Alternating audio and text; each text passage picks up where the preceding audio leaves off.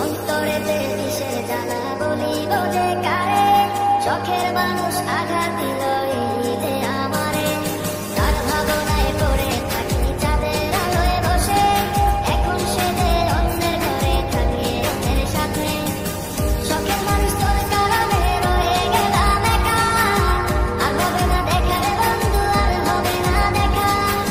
শখের মানুষ তোর কারণে রয়ে গেলাম একা, আর হবে না দেখা রে বন্ধু, আর হবে না দেখা।